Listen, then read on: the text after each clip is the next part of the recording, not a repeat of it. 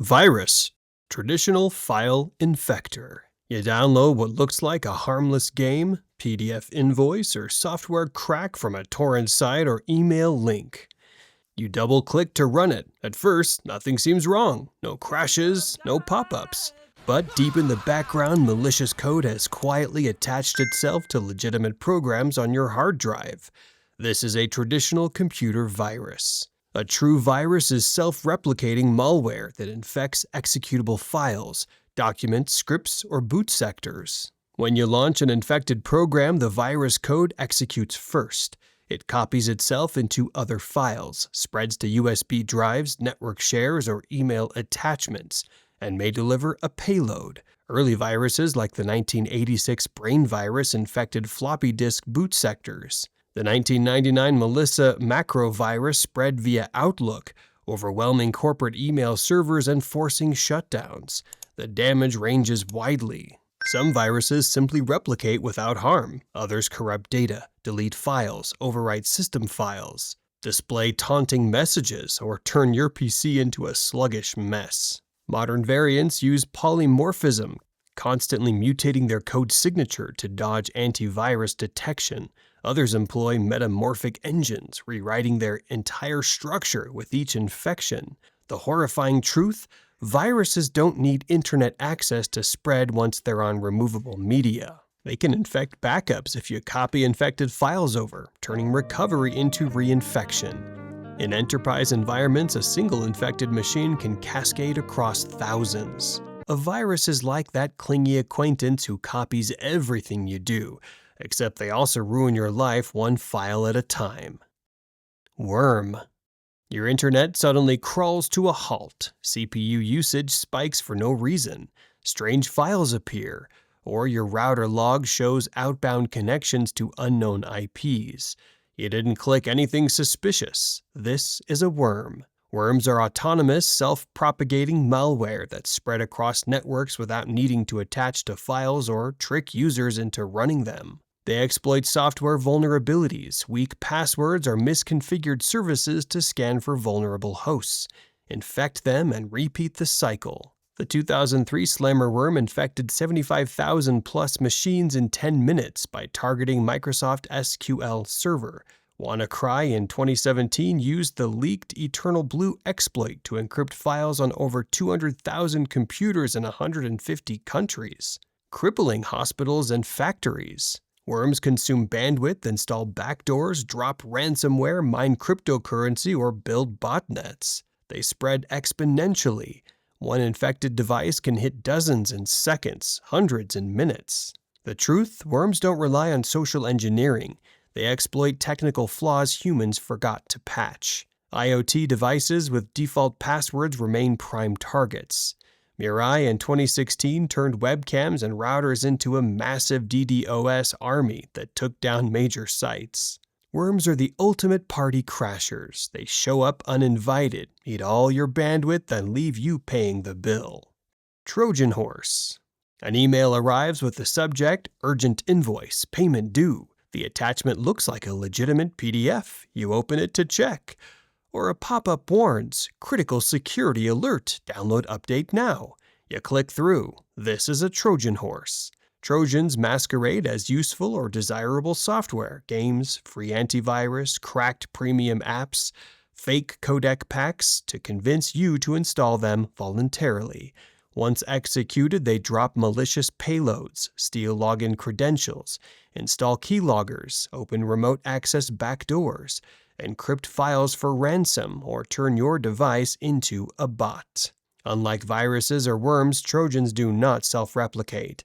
They depend entirely on deception. The horror? Your system appears normal while attackers quietly harvest passwords, session cookies, cryptocurrency wallets, or corporate secrets. Many infections persist for months before detection. Break free by verifying sender domains, hovering over links, downloading only from official sites, and using sandboxed environments for suspicious files. Enable two-factor authentication everywhere, and scan with behavioral antivirus. Trojans are digital catfish. They promise free love or free software, then drain your bank account while you sleep. Ransomware.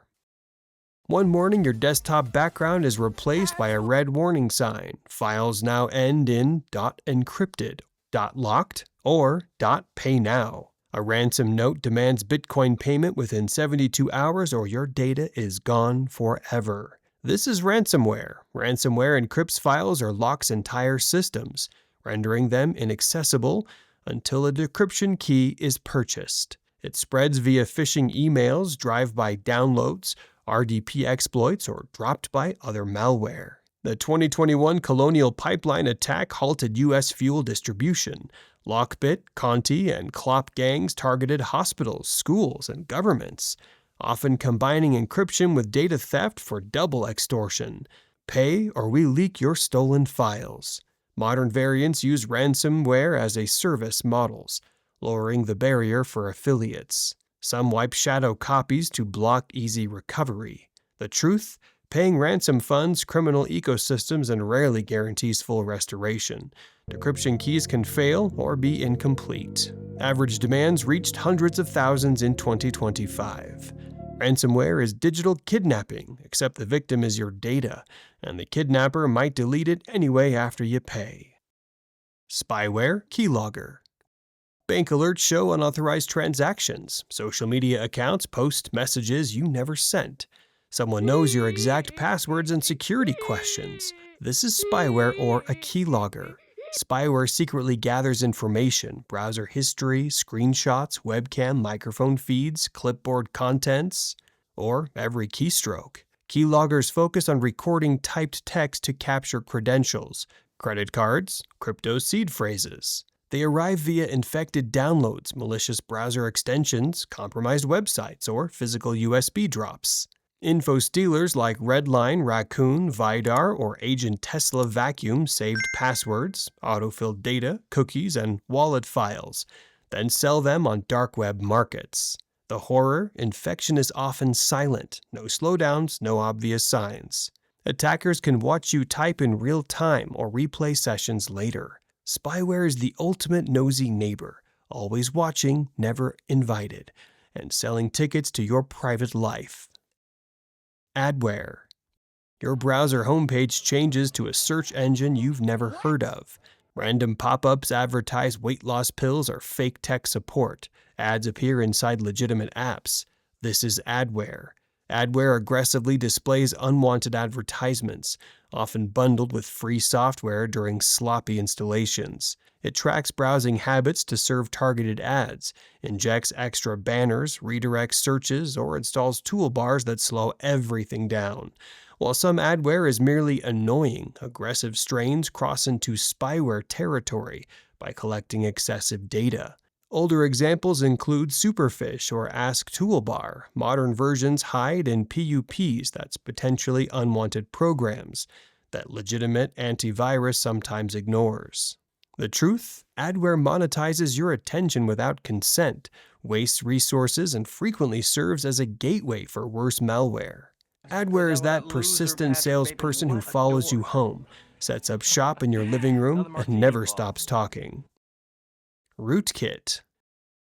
Antivirus reports your system is clean, yet processes hide, network traffic spikes at odd hours, and performance mysteriously tanks. This is a rootkit. Rootkits operate at a low level, kernel mode, boot sector, or firmware, to conceal malware, processes, files, registry entries, or network activity from both users and security software. They intercept system calls, alter logs, or hook drivers to stay invisible. The 2005 Sony BMG scandal used rootkits to hide DRM. Modern ones like Neckers or bootkits survive OS reinstalls by infecting UEFI. The horror? Rootkits provide persistent privileged access, often used for espionage or to maintain botnet control. Rootkits are digital cockroaches. Hide in dark corners of your OS, survive anything short of a nuke, and keep coming back.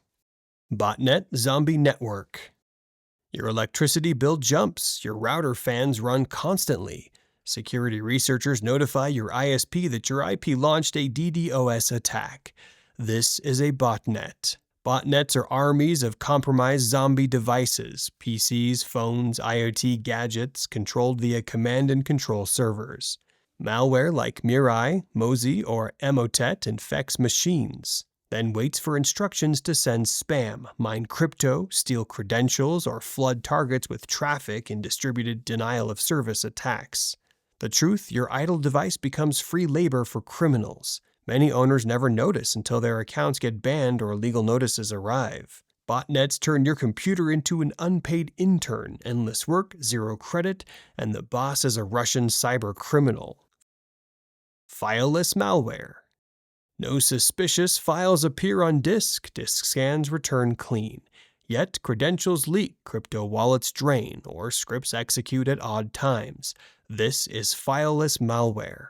Fileless attacks execute entirely in memory using legitimate system tools: PowerShell, WMI, RunDLL32, RegSVR32, or .NET to run malicious code without writing to disk. Living off the land techniques blend in with normal admin activity, evading file-based antivirus. Prevalent in 2025 and 26 attacks: fileless ransomware, banking trojans, and supply chain compromises. The horror, traditional scanners miss them. They vanish on reboot unless memory forensics catches them. Fileless malware is the ghost in the machine. Nothing physical to fight, but very real damage. From classic file viruses that hitch rides on floppies to invisible fileless threats that live only in RAM. These malware types exploit every layer of trust: software, networks, human curiosity, unpatched systems, and weak passwords. Some replicate like wildfire, others steal silently in the shadows, but all turn your devices from tools into liabilities. If you want deeper dives into staying secure, watch our previous video. Real-world examples, red flags to spot, and simple defenses that actually work. Click now and harden your defenses before the next attack hits.